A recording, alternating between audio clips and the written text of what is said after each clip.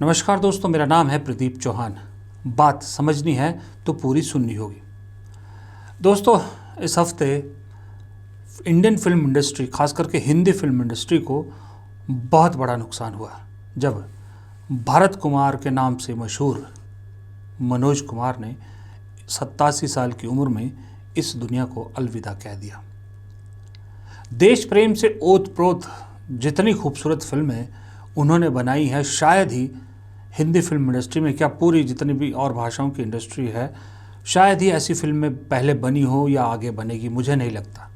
चाहे उपकार हो, चाहे पूरब और पश्चिम हो, चाहे क्रांति हो, ये सारी फिल्में एक तरह से नगीना है हिंदी फिल्मों में कि देश प्रेम भावना को कैसे पर्दे पर उतारा जा सकता है। उसके लिए ज़रूरी नहीं है कि सत्ता में बैठी सरकार की भक्ति की जाए या फिर उसके खिलाफ ही जाया जाए।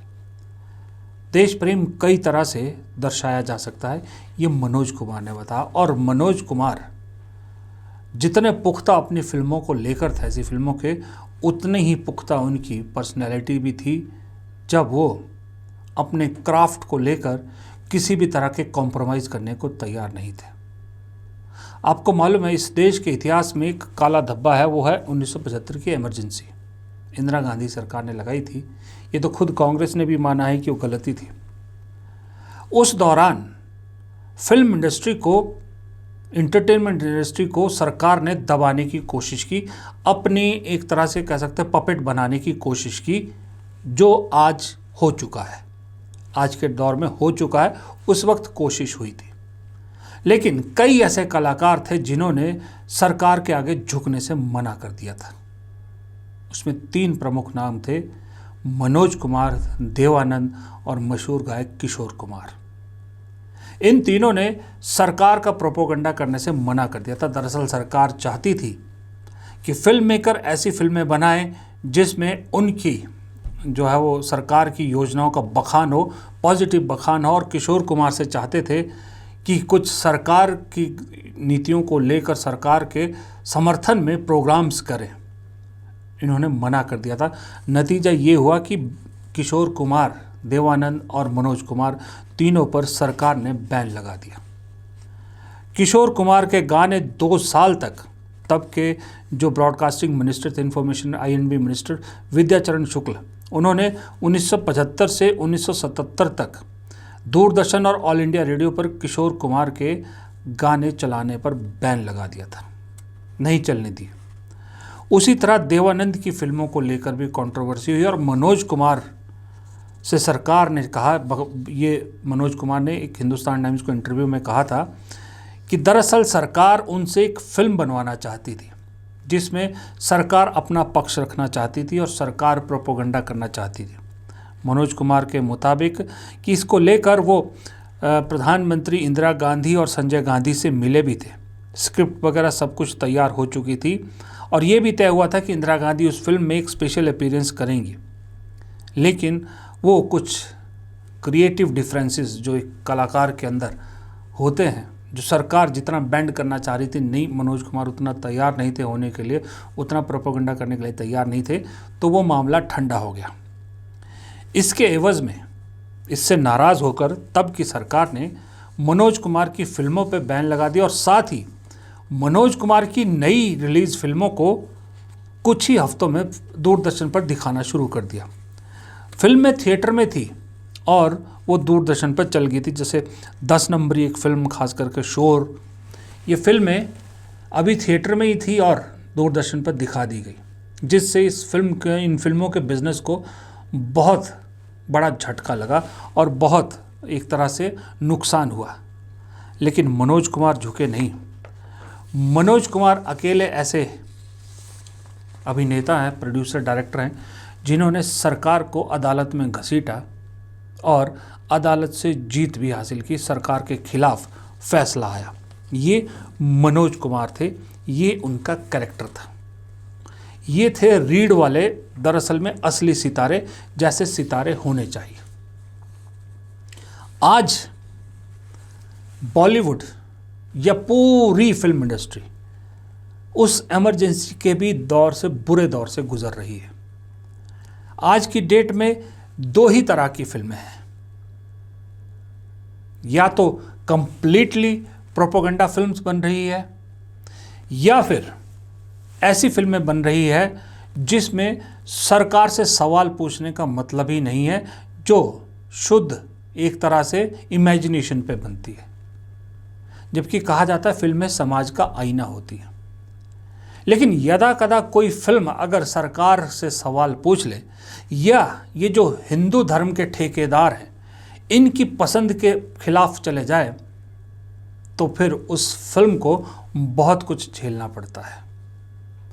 हिंदी फिल्म इंडस्ट्री में तो पिछले 11 साल में किसी में हिम्मत बची नहीं है कि इस तरह की फिल्में बनाएं, लेकिन रीजनल सिनेमा में कुछ हिम्मत है। और ऐसी एक फिल्म अभी हाल ही में आई थी, मलयालम फिल्म जिसका नाम है एम्पुरान, L2 एम्पुरान। इस फिल्म के मुख्य किरदार मोहनलाल हैं और साथ में जो सेकंड मुख्य किरदार हैं पृथ्वीराज सुकुमारन, वो इसके निदेशक भी हैं। इस फिल्म को लेकर जो राइट विंगर्स हैं, दक्षिणपंथी है, या हिंदू धर्म के ठेकेदार हैं, उन्हें बड़ी तकलीफ मची। हालांकि मलयालम फिल्म है, लेकिन दूसरी भाषा में भी डब करके रिलीज़ हुई है, और सलमान खान की जो अभी हालिया रिलीज़ फिल्म है सिकंदर, उससे कहीं ज़्यादा हिट हो रही है, लोगों को पसंद आ रही है। और बात चुभ गई हिंदूवादी संगठनों को और इसके खिलाफ मोर्चा खोल दिया। मोर्चा क्यों खोला? वो इसलिए कि ये फिल्म का बेस दरअसल 2002 के गुजरात दंगे हैं। गुजरात दंगों की बैकग्राउंड में ये फिल्म बनी है। अब नेचुरल सी बात है, जब गुजरात दंगों की बात आएगी तो तकलीफ तो होगी। हालांकि फिल्म में सीधा सीधा जिक्र उसका नहीं है, ना वो पीरियड दिखाया गया, लेकिन रेफरेंस गुजरात दंगों का है। ठीक वैसे ही जैसे कुणाल कामरा ने एकनाथ शिंदे का नाम तो नहीं लिया था, लेकिन रेफरेंस था। जैसे वहाँ तकलीफ हुई, यहाँ भी हुई। अब देखिए आरएसएस के जो मुखपत्र ऑर्गेनाइजर क्या लिखता है, unmasking the anti Hindu anti Bharat narrative in Malayalam film Empuraan. इनका कहना है कि एंटी हिंदू और एंटी भारत नैरेटिव है। 2002 के दंगों पे सवाल उठाया, उस बैकग्राउंड को दिखाया, तो वो एंटी भारत हो गया। प्रदर्शन बीजेपी ने इतना किया कि फिर दबाव पड़ने लगा। दबाव पड़ा तो इस फिल्म के प्रोड्यूसर डायरेक्टर ने फिल्म में 24 कट लगा दिए। 24 कट फिल्म को दोबारा रिलीज़ किया गया, और उस 24 कट में एक जो तकलीफ इन हिंदू संगठनों की थी वो भी हटा दिया गया कि इसमें एक कैरेक्टर का नाम था, जो नेगेटिव कैरेक्टर था, उसका नाम था बाबा बजरंगी। बाबा बजरंगी नाम से तकलीफ थी।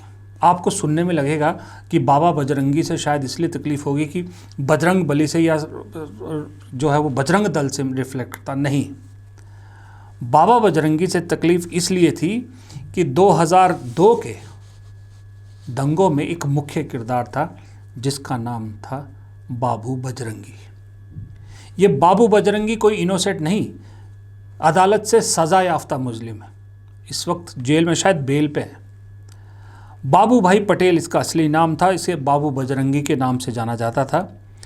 भारत में हिंदू दक्षिणपंथी संगठन बजरंग दल के गुजरात शाखा का नेता था। 2002 के गुजरात हिंसे के दौरान उन पर, देखते हैं क्या आरोप है। उन पर आरोप है कि 36 महिलाओं, 26 पुरुषों, 35 बच्चों सहित 97 मुसलमानों को जान से मार दिया था। इस शख्स पर इतने आरोप है, और उसके बाद इन्हें सज़ा मिली, जेल में है, आजीवन कारावास काट रहे हैं। 2019 में मेडिकल ग्राउंड पर सुप्रीम कोर्ट ने इन्हें जमानत भी दी थी। ऐसे शख्स के नाम से तकलीफ है कि उनका नाम हटाया जाए, और हटाना पड़ा, प्रोड्यूसर्स को हटाना पड़ा। ये कोई संत था? किसी संत के नाम को अगर आपने नेगेटिव किरदार के साथ जोड़ा होता समझ में आता है। जो अदालत से जो सज़ा जिसको मिली है और इतने घिनौने अपराध के लिए सज़ा मिली है, उस आदमी का नाम क्यों नेगेटिव किरदार से जोड़ा गया है, वो हटाया, वो भी हटा दिया। बात यही नहीं दिखी। इस फिल्म के जो सबसे बड़े स्टार है, मुख्य किरदार है, और मलयालम फिल्मों के अमिताभ बच्चन या उनसे भी बड़े स्टार समझ सकते हैं आप, मोहनलाल, बाकायदा उन्होंने डर के मारे, फिल्म को जो है वो नुकसान हो रहा था, उन्होंने माफ़ी मांगी। उन्होंने हिंदू राष्ट्रवादी समूहों की आलोचना के बाद माफ़ी मांगी, कहा कि उनकी नई फिल्म से कुछ दृश्य हटा दिए जाएंगे। मलयालम भाषा की फिल्म L2 एम्पुरान गुरुवार को रिलीज़ हुई और बॉक्स ऑफिस पर अच्छा प्रदर्शन कर रही है। उन्होंने, मोहनलाल ने अपने फेसबुक पेज पर बाकायदा माफ़ी मांगी 24 कट फिल्म को, लेकिन उसके बावजूद इन दक्षिणपंथियों को आराम नहीं मिला, इनकी तकलीफ़ दूर नहीं हुई। अब आलम यह है कि इस फिल्म के जो प्रोड्यूसर हैं उनके यहाँ पर चेन्नई और दूसरे इलाकों में ईडी की रेड चल रही है, और जो इस फिल्म के डायरेक्टर हैं और एक मुख्य किरदार भी इसमें निभा रहे हैं, पृथ्वीराज सुकुमारन, उनको इनकम टैक्स का नोटिस मिला है। केरल की फिल्म है, मलयालम फिल्म है, हिंदी फिल्म भी नहीं है। एक फिल्म पर, क्योंकि वो गुजरात दंगों पर आधारित है, उसको लेकर इतनी तकलीफ हुई है, और केरल उच्च न्यायालय में भी इसके खिलाफ, इस फिल्म को बैन करने के लिए जो है वो एक एप्लीकेशन दायर कर दी गई है। आज मुझे इसलिए याद आया कि मनोज कुमार, इसलिए याद आ रहा है कि यहाँ पर अगर मनोज कुमार, किशोर कुमार या देवानंद जैसे कलाकार या प्रोड्यूसर डायरेक्टर होते तो शायद वो ना झुकते, लेकिन मोहनलाल माफ़ी मांग रहे हैं, उसके बावजूद प्रोड्यूसर डायरेक्टर के घर ईडी इनकम टैक्स की रेड हो रही है।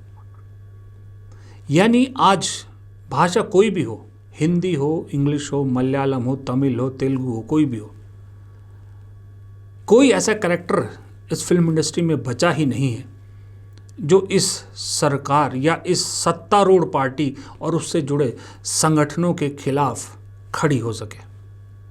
फिल्म बना की हिम्मत नहीं होती, हिम्मत हो भी जाती है तो उसके बाद उन्हें इस तरह से बुली किया जाता है और फिर वो खड़े नहीं हो पाते। इसलिए आज मनोज कुमार ज़्यादा याद आ रहे हैं। और ये सिर्फ मलयालम फिल्म के साथ नहीं हुआ, इससे पहले आपको मालूम है हिंदी फिल्मों के साथ क्या क्या हुआ। इन्हें, ये जो संगठन है, हिंदूवादी संगठन, इन्हें तकलीफ़ है कि गुजरात बैकग्राउंड क्यों है, गुजरात दंगे बैकग्राउंड क्यों है, बाबू बजरंगी नाम क्यों है, इसमें एक विलन का नाम शायद कोई वो किसी मुस्लिम टेररिस्ट से मिलता जुलता है, वो नाम क्यों है। रेड हो रही है डायरेक्टर और प्रोड्यूसर पर कि ये पैसा कहाँ से आया है, कहीं ये किसी फॉरेन एजेंसी से पैसा तो नहीं लगा, इन्वेस्टमेंट तो नहीं हुआ तब ये फिल्म बनी हो। लेकिन इसी देश में सावरकर पर फिल्म बनती है, इसी देश में इंदिरा गांधी का कैरेक्टर असैसिनेशन करने वाली फिल्म बनती है, इसी देश में मनमोहन सिंह जो अभी 11 साल पहले तक प्रधानमंत्री थे, उनका कैरेक्टर असैसिनेशन करने वाली फिल्म बनती है। उन पर कोई कार्रवाई नहीं होती। इसी देश में अगर एक सच्चे इंसिडेंट्स का रेफर करते हुए, जहां डायरेक्ट नाम भी नहीं लिया, वो फिल्म बनती है तो उसके खिलाफ, एक रीजनल फिल्म के खिलाफ इतनी लामबंदी हो जाती है। लेकिन इसी देश में कश्मीर फाइल्स और केरला स्टोरी जैसी फिल्में आती हैं जिसमें क्लियरली मुसलमानों को नेगेटिव इमेज में दिखाया गया था। ऐसी फिल्मों पर कोई पाबंदी नहीं होती। ऐसी फिल्मों को बाकायदा देश के प्रधानमंत्री द्वारा प्रमोट किया जाता है और ये बॉक्स ऑफिस पर सैकड़ों करोड़ कमाती हैं। ये इस देश में फिलहाल हालत है फिल्म इंडस्ट्री की। इस देश में बाबू बजरंगी के नाम पर, बाबा बजरंगी अगर किसी का नाम रख दिया, उससे तकलीफ है। इस देश में दीपिका पादुकोण की जो वो ड्रेस है उसका रंग भगवा हो जाता है। इस देश में अगर जो सड़कों पे जैसे हम देखते हैं कि कोई बंदर, कोई हनुमान बना, कोई शिव बना भीख मांगता, उसको दिखा दिया जाता है तो उसके खिलाफ लामबंद हो जाते हैं सब लोग। लेकिन इस देश में अगर प्रधानमंत्री जो कि उस वक्त जिंदा थे, दुनिया में थे, मनमोहन सिंह, उनका मजाक बनाया जाता है तो ऐसी फिल्मों को प्रमोट किया जाता है। ऐसी फिल्में जो बाकायदा दो धर्मों के बीच द्वेष पैदा करती है, उन फिल्मों का प्रधानमंत्री प्रमोशन करते हैं। एक CNN की जो खबर है 27 मई 2024 की रिपोर्ट है। इसमें बहुत सी चीज़ें बहुत ज़बरदस्त तरीके से फिल्म इंडस्ट्री पे लिखा है। इसका टाइटल ही है a tidal change in Bollywood, how the world's largest film industry veered to the right during the Modi era, कि कैसे दुनिया की सबसे बड़ी फिल्म इंडस्ट्री मोदी भक्त हो गई। 1500 से 2000 फिल्में हर साल अलग अलग तकरीबन 20 लैंग्वेज में यहाँ बनाई जाती है इस देश में। उसके बावजूद एक संगठन या एक विचारधारा के संगठन ने सबको मजबूर कर दिया है बाय हुक और क्रुक उनकी भाषा बोलने का। इस रिपोर्ट के अनुसार दरअसल पहले हिंदी सिनेमा में बहुत डेमोक्रेटिक तरीके से फिल्मों का में कहानी दिखाई जाती थी, लेकिन जब से नरेंद्र मोदी प्रधानमंत्री बने हैं तब से उनका हिंदू नेशनलिस्ट भारतीय जनता पार्टी और उसके साथ पिछले एक दशक में उन्हीं का गुणगान हो रहा है। इसी रिपोर्ट में आगे कहा जाता है कि जब पिछले साल लोकसभा चुनाव हुए थे, तकरीबन 200 मिलियन मुसलमान जो है वो मोदी के खिलाफ डर रहे थे, क्योंकि मोदी जी ओपनली तब हिंदू मुसलमान करने पर उतर आए थे और इस देश में फिर भी वही प्रधानमंत्री चुने जाते हैं। इस रिपोर्ट में और आगे है कि though the divisive the prime minister enjoy enormous support across the country thanks to his economic wins, overseas diplomacy and brand of Hindu nationalist populism, Modi's seal of approval can therefore boost a movie's audience and bring commercial success, experts says, all while pushing anti-Muslim narratives into the mainstream and deepening India's religious divide. यानी कि आज फिल्मों को, film प्रोड्यूसरों को एक ही success का मंत्रा लगता है, क्योंकि वो खुल के जो बनाना चाहते वो नहीं बना रहे, लेकिन फिल्में तो बनानी है, तो फिल्में बनाई जाती हैं जो सत्ता को खुश करें। और उसकी वजह सिर्फ ये है कि प्रधानमंत्री अगर उनका बखान कर दें, उनको वो कर दें, तो फिल्में हिट हो जाएंगी। लेकिन ध्यान रखिएगा, हुआ सिर्फ दो ही फिल्मों के साथ है, ये कश्मीर फाइल्स और केरला स्टोरी के साथ। प्रधानमंत्री ने नाम तो बहुत सी फिल्मों का दिया, सब नहीं चली हैं, लेकिन क्या करें, बाय हुक और क्रुक ऐसी ही फिल्में बनाई जा रही हैं। यहाँ तक कि सिंघम जैसी, सिंघम रिटर्न या जो भी थी वो 3 एक्शन फिल्म में भी ज़बरदस्ती रामायण को डालकर हिंदू संगठनों को खुश करने की कोशिश की जाती है। वही हिंदू संगठन जिन्हें दीपिका पादुकोण की जो बिकनी का कलर है उससे परेशानी होती है।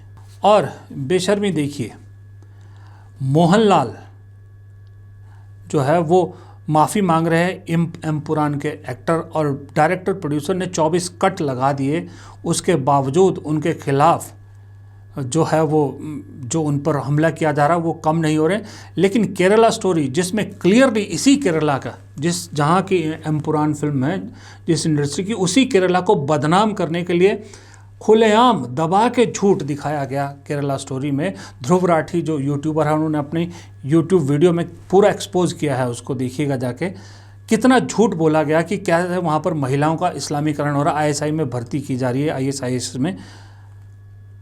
उसके बावजूद उस फिल्म का डायरेक्टर बड़ी बेशर्मी से, सुदीप्तो सेन, कहता है कि केरला स्टोरी ने जो है वो कोई ऐसा नहीं है कि वो इस्लामोफोबिया फैला रही हो या इस्लाम के खिलाफ भड़का रही हो, ऐसा कुछ नहीं है। वो सरेआम इससे मुकर रहे हैं, जबकि फिल्म देखने वालों को दिखता है सामने की क्या है। इसी CNN की रिपोर्ट में आगे एक बहुत अहम चीज़ एक उजागर होती है, वो ये है कि कभी भी दरअसल फिल्म इंडस्ट्री में, भारतीय फिल्म इंडस्ट्री में पॉलिटिकल बैकिंग से फिल्में नहीं बनती थी, लेकिन पिछले कुछ समय में, पिछले एक दशक में मजबूर किया गया है फिल्म प्रोड्यूसर्स डायरेक्टर को पॉलिटिकल बैकिंग वाली फिल्में बनाने की, एक विचारधारा को प्रमोट करने की। नहीं तो अगर कोई इंडिपेंडेंट फिल्म एम पुराण जैसी फिल्में बनाता है तो या तो उन्हें ये संगठन मजबूर करते हैं झुकने के लिए, या फिर सेंसर बोर्ड की धमकी दी जाती है, सेंसर बोर्ड से धमकी तक मिल जाती है कि आपकी फिल्म को थिएटर से हटा दिया जाएगा अगर थिएटर तक पहुंच भी गई। पहले तो पहुंच ही नहीं पाती थी, लेकिन अगर पहुंच गई तो उन्हें हटा दिया जाएगा। इसी तरह से ये जो right wing, far right Hindu nationalist attacking जो मूवीज़ है, ये जब इन फिल्मों पे अटैक करती हैं, जो इंडिपेंडेंट फिल्म्स होती हैं, जो सच्चाई को दिखाने की कोशिश करती हैं, या कहीं जो आपका फ्रीडम ऑफ एक्सप्रेशन है उस पर काम करती हैं, उन फिल्मों को जिस तरह से अटैक किया जाता, उसकी वजह से एक्सपर्ट कहते हैं कि फिल्म मेकर्स हो चाहे ये OTT प्लेटफॉर्म्स हो, इन्हें डरा धमका कर मजबूर कर दिया गया है ये राइट विंगर्स की लाइन पर चलने के लिए। मैंने इसीलिए कई बार जिक्र किया सिंघम फिल्म का, सिंघम रिटर्न्स का, कि मैं देख के हैरान हो गया कि इतनी एंटरटेनमेंट और एक्शन से भरपूर फिल्म को भी क्यों उसमें रामायण को डालना पड़ा। ये एग्जाम्पल है इस चीज़ का। एक चीज़ और जो है इस रिपोर्ट में कहते हैं कि एक तरीका और है इन फिल्म प्रोड्यूसर डायरेक्टर को डराने का, कि इनके बच्चों को डराया जाता है, कि इनके बच्चों को बताया जाता है कि तुम्हारा बाप पागल हो गया है क्या, क्यों एंटी नेशनल एंटी हिंदू फिल्में बना रहा है। इस तरह का एक मेंटल टॉर्चर किया जाता है, इनकी फैमिली को मेंबर्स को जो है वो टारगेट किया जाता है। एक फिल्म डायरेक्टर है राजा सेन, उन्होंने तो बाकायदा, उनका कहना है कि जो पिछले 3-4 साल में है वो जो क्रैकडाउन इस फिल्म इंडस्ट्री पे है, सेंसरशिप हो गया या और चीज़ें हो गई, इन्होंने मजबूर कर दिया है ये लोगों को सोचने के लिए कि अगर मैं इंडिपेंडेंट फिल्म बनाऊंगा तो मैं एंटी नेशनल कहलाऊंगा। एक इसी तरह की रिपोर्ट है 18 दिसंबर 2024 की, यानी कुछ महीने पहले की गल्फ न्यूज़ की। इस गल्फ न्यूज़ के आर्टिकल में एक जिक्र है कि अभी आपको मालूम है कुछ वक्त पहले साउथ के सुपरस्टार अल्लू अर्जुन पर कांग्रेस की जो तेलंगाना सरकार है, उन्होंने एक मामला दर्ज किया था स्टैम्पेड का, कि उनके चक्कर में स्टैम्पेड हुआ और एक आदमी की जान चली गई, जिसकी वजह से एक रात अल्लू अर्जुन को जेल में बितानी पड़ी। तो ये राइट विंगर्स, बीजेपी और संघ सब लोग टूट पड़े थे कांग्रेस की उस सरकार पे कि फ्रीडम ऑफ एक्सप्रेशन या वो सब जो है वो उस पर बड़ा कुछ भाषण दिया था। लेकिन इस आर्टिकल में एक जिक्र है कि कैसे जनवरी 2014 में शाहरुख खान अपनी फिल्म रईस के प्रमोशन के लिए वडोदरा इधर घूम रहे थे, तो वडोदरा स्टेशन पर तकरीबन 15,000 लोग इकट्ठे हो गए और स्टैम्पेड हो गया, जिसमें एक इंसान की जान चली गई। तुरंत शाहरुख खान पर मामला दर्ज हो गया था। वो तो सितंबर 2022 में जाके सुप्रीम कोर्ट ने इस मामले को क्वैश किया है। ये डबल स्टैंडर्ड। फिर इसी तरह से इस रिपोर्ट में कहते हैं कि जैसे हाल ही में जब महाराष्ट्र में देवेंद्र फडणवीस की सरकार बन रही थी, तो उसमें शाहरुख खान, सलमान खान सब जिस तरह से पहुंचे थे, उसको लेकर उन पर बहुत हमला हुआ। मैं भी था, मैंने भी खूब सवाल उठाए थे। लेकिन इस रिपोर्ट का कहना है कि कभी शाहरुख खान के अंदर जो एक पिता है उसके बारे में भी सोचना चाहिए कि कैसे जब सारी दुनिया कोविड से लड़ रही थी तो उनके बेटे को 1 महीना जेल में गुजारना पड़ा था, वो भी उस केस में जो बाद में फर्जी निकला। इस देश के सबसे बड़े स्टार को डराने के लिए सबसे बड़े हथियार का इस्तेमाल किया गया, और जो बची खुची असर होती है वो कसर जो है वो मीडिया पूरी कर देती है। शाहरुख खान के बेटे के मामले में भी मीडिया के रोल क्या था आपको मालूम है, और हम ये क्यों भूल जाते हैं। अभी हाल ही में जिस सुशांत सिंह के जान देने के मामले में सीबीआई ने क्लोजर रिपोर्ट डाल दी है कि कोई किसी का हाथ नहीं था, उसी मामले में कैसे एक मासूम सी लड़की रिया चक्रवर्ती को इस मीडिया ने, इस देश की मीडिया ने पहले ही कातिल साबित कर दिया था, और 1 महीना, शायद 1 महीने से ज़्यादा ही उस लड़की को भी जेल में बिताना पड़ा। उसके बाद उस ट्रॉमा से शायद ही वो रिया चक्रवर्ती निकल पाएगी। फिल्मी करियर तो उसका बर्बाद हुआ ही, लेकिन मजाल है किसी ने माफ़ी मांगी हो या किसी ने उस पर आवाज़ उठाई हो कि ये मीडिया ने गलत किया था। मेरा कहने का मतलब आज के इस वीडियो में ये है कि देवानंद हो, मनोज कुमार हो, किशोर कुमार हो, अगर ऐसे लोग उस वक्त इमरजेंसी के वक्त सरकार के खिलाफ खड़े नहीं होते तो शायद इस देश की फिल्म इंडस्ट्री उसी वक्त बर्बाद हो चुकी होती। वो खड़े हुए, सरकार से बराबरी मुकाबला किया, सरकार का मुकाबला किया, तो उसके बाद इमरजेंसी हटी तो फिर हमने लगातार ऐसी फिल्में देखी हैं जो सरकार पे सवाल उठाती हैं। बहुत सी फिल्में ऐसी आई हैं, वो इसलिए कि वो चंद लोगों ने उस वक्त स्टैंड लिया था। लेकिन आज इमरजेंसी ऑफिशियली अनाउंस्ड नहीं है, लेकिन अनऑफिशियल इमरजेंसी ने किसी इंडस्ट्री को, किसी उद्योग को सबसे ज़्यादा बर्बाद कर दिया है तो वो है इस देश की फिल्म इंडस्ट्री। हम रोज़ सुन रहे हैं, रोज़ फिल्म इंडस्ट्री के से जुड़े लोग ये चिंता जता रहे हैं कि क्यों फिल्म इंडस्ट्री बर्बाद हो रही है, क्यों इस देश की फिल्में नहीं चल रही है, क्यों 25,000 थिएटर वाले इस देश में अब गिन के 11,000 थिएटर बचे हैं, क्यों लोग थिएटर तक नहीं जा रहे फिल्म देखने। ये सवाल सब उठा रहे हैं, लेकिन जवाब सबको मालूम है। जवाब ये है कि फिल्म जो देखने थिएटर में जाते हैं, लोगों को मालूम है कि उसमें क्या दिखने वाला है। इसीलिए एक कोई सच्ची फिल्म आती है जो सच्चाई के कहीं नज़दीक होती है, एम्पुरान जैसी, चाहे वो मलयालम में क्यों ना बनी हो। हिंदी फिल्मों के सुपरस्टार सलमान खान की फिल्म से ज़्यादा कमाई करती है। क्यों करती है? क्योंकि लोग सच देखना चाहते हैं, सिनेमा से उम्मीद करते हैं कि वो समाज का आईना बने। लेकिन इस देश का सिनेमा प्रोपोगंडा टूल के अलावा कुछ नहीं बचा है। इसलिए लोग कहते हैं प्रोपोगंडा देखना ही है तो घर में टीवी पे बैठ के देख लेंगे, मोबाइल पे देख लेंगे, उसके लिए पैसे खर्च करके थिएटर क्यों जाएं। अब अगर ऐसी हालत में भी ये फिल्म इंडस्ट्री के लोग खड़े नहीं होते हैं तो इन्हें बर्बाद होने से कोई नहीं बचा सकता। अगर बच्चे को भूख लगती है तो रोना बच्चे को ही पड़ता है, तभी मां दूध पिलाती है। इसी तरह से इस फिल्म उद्योग को अगर बचना है, जो हालात हैं, लोगों को थिएटर तक पहुंचाना है, तो खुद खड़ा उठना होगा। और ऐसे ये जो राइट विंगर ऑर्गेनाइजेशन हैं, इनके सामने डट के खड़ा होना होगा। पूरी फिल्म इंडस्ट्री को एकजुट खड़ा होना होगा, तभी ये बच पाएगी, तभी विपक्ष हो या कोई और हो तभी इनके साथ खड़े हो पाएंगे। जब ये अगर खुद ही खड़े नहीं होंगे तो इनकी लड़ाई कोई और तो लड़ेगा नहीं। इसीलिए कहता हूँ, जो रीढ़ वाले थे वो इस दुनिया से एक एक करके चले गए, और ये बिना रीढ़ वाले खोखले अपनी कब्र खुद खोद रहे हैं।